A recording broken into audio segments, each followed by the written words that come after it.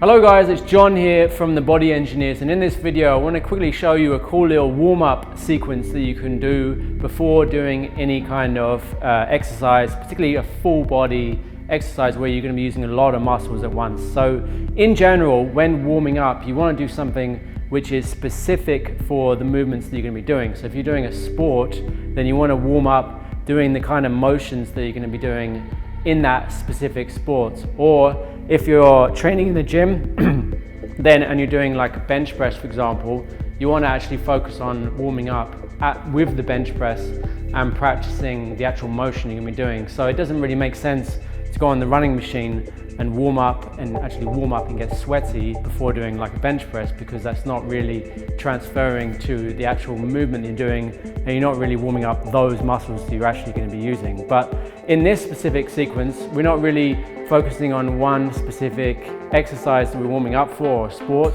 It's more of a generic warm-up sequence that is going to involve a lot of the muscles, and you'll see that we're going to start from the feet and work our way up, because generally, like, once you activate and warm up specific muscles, particularly at the foot, it's going to help to realign your body and get you in an optimal position, working your way up the body. So to start with, what we're going to do is we're going to do foot pronation and supination. So this is where you're going to have the feet straight ahead, and then you're just trying to arch your feet, keeping your toes flat on the ground, and then lifting the arch up. So as you lift and supinate, the lower leg should turn out and the upper leg should turn out. And you should see the knees sort of turn out as well. But you're trying to keep the big toe and the other toes down on the ground. Then for the other way, for pronation, you're going the opposite way.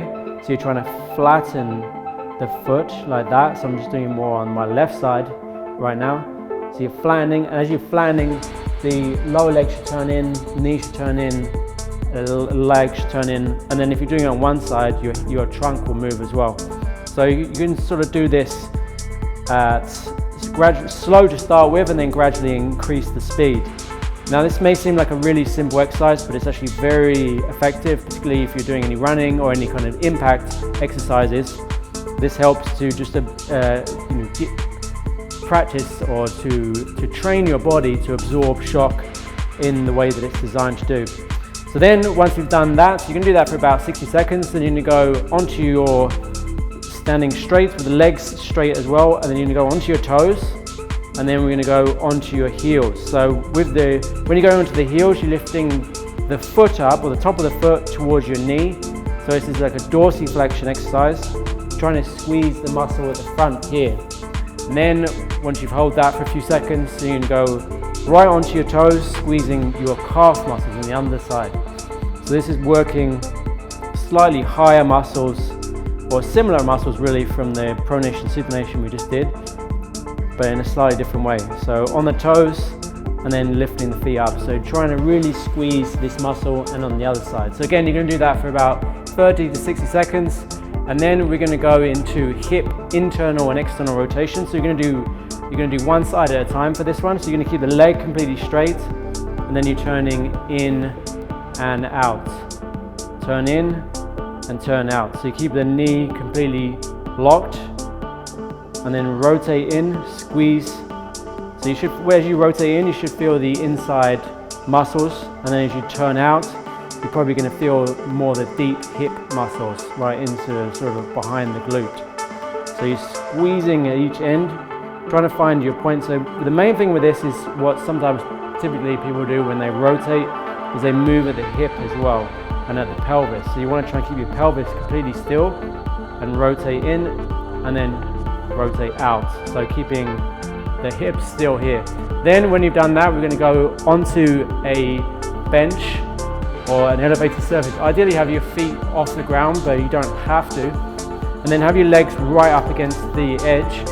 Cross the arms, and then we're going to do a trunk rotation exercise. So with this, the main thing is to try and rotate from your ribs. So you're keeping a fairly tall posture, but don't fully extend, just come out of full extension, and then rotate to one side.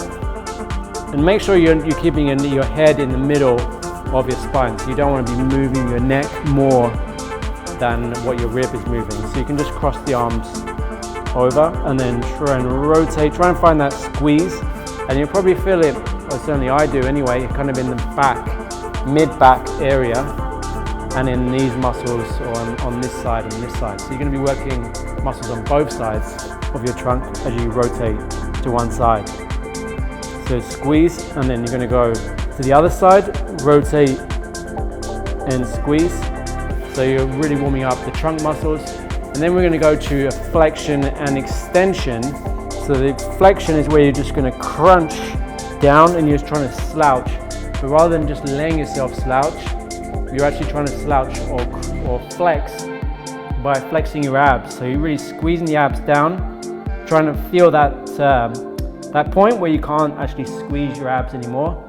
And then you're going to come up and you can cross your arms to this one, and then extend as much as you can. So you're trying to lift the ribs up. And this is a really good exercise for your posture. It's kind of a position you almost want to be in when you're at your desk, but maybe not quite full extension, but in a sort of nice upright posture like that. And then you're going to go back down again, crunch, try and squeeze your abs as hard as you can.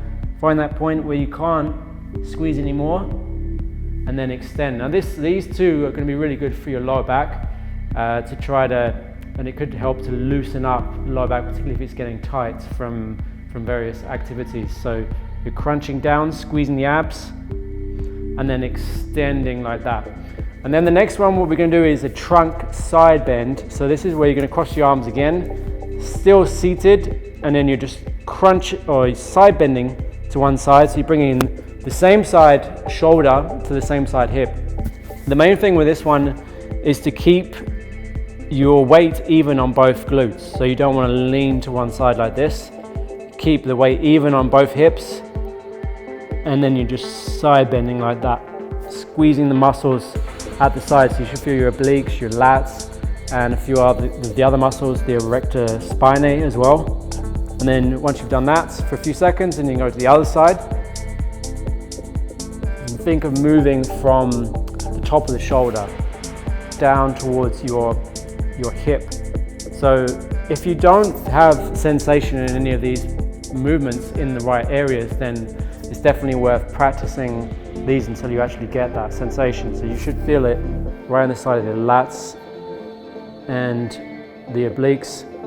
And then once you've done that, then we're going to come back onto your feet, and then we're going to go into the shoulder next. So we're going to do a Scapula Elevation. So you have the arms bent like this, and then you're just lifting the shoulders up as high as you can, really trying to squeeze your trapezius and the muscles at the top. Now this might aggravate. If it does aggravate, you obviously don't go into this extreme position, but this can actually be quite good sort of way of giving you a bit of an adjustment in your first rib if you really elevate. And then you're going to go down opposite, driving the shoulder blades down towards the floor. So think of the elbow towards your feet, squeezing the sides. So again, with this one, you probably feel your lats as you're pushing yourself down with your shoulder. Right down, find that squeeze. And then you can go up again, elevate, squeeze the traps, keep your neck in a neutral position, and then drive down, push, and then back again. So again, do that again for about 30 to 60 seconds. Then we're going to go into a scapular retraction and protraction. So retraction is where you're trying to squeeze your shoulder blades together, so they're going to move around your ribs. So as you're going back, you're squeezing the shoulders, but you try not to move arm on the scapula. It's scapula is moving around and the arm is just following with it.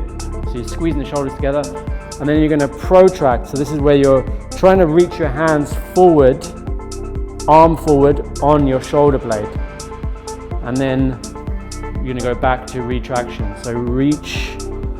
This is a bit of almost a bit of a stretch for some of the back muscles, and then you're working some of the muscles attaching to the rib to protract your arms forward, and then retract like that.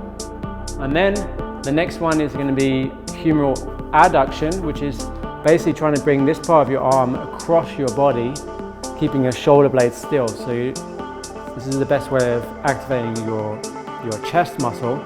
So elbow across like that with the shoulder back, and then you can go into an extension, which is similar to scapular retraction, which we did earlier, but you're really trying to move arm on the shoulder this time. And you could do it this way as well, where it's more of a dip, where you're going into position similar to a dip exercise. And then you're going to go back to humeral adduction, which you can do both sides at the same time, and then extension like this. And then once we've done the shoulder exercises, so they're the main ones for the shoulders, and then you're going to go into elbow flexion.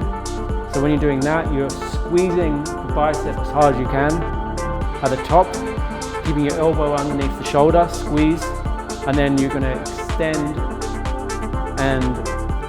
the arm and squeeze the tricep, and then back to elbow flexion,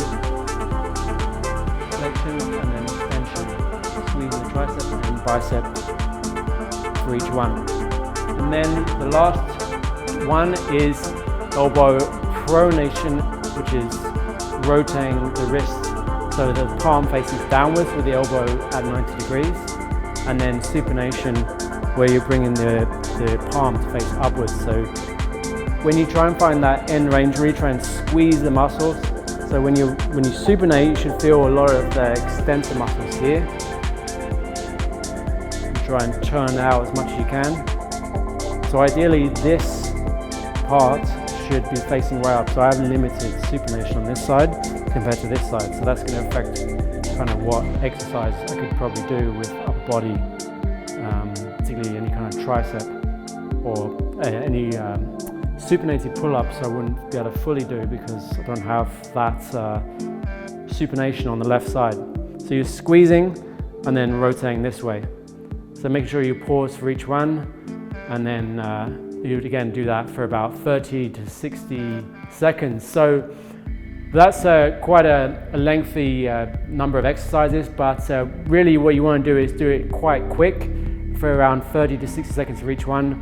And you can sort of, as you get used to it, and you can do, for example, with the bicep and tricep more at this kind of pace to really warm up those muscles. And same with, like, say, the hip. You're doing it fairly fast. Once you've got the hang of the motion and you're not cheating in any way, you're feeling it in the right place, then you can increase the speed. So that is just a simple little warm-up routine you can do, which is a more generic warm-up that you can do before any kind of exercise routine or any kind of activity where you're going to be using lots of muscles and no specific movements that you're actually going to be doing. So give that a try and let me know what you think in the comments section below, and remember always to be your best you. The Body Engineers.